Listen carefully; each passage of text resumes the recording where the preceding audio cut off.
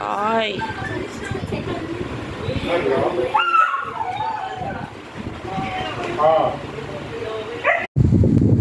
Kainin mo yan.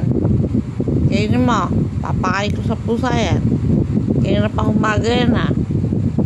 Hindi mo kinakain ha. Kainin na pang umaga pagkain yan ha. Pag tinawag yung pusa eh.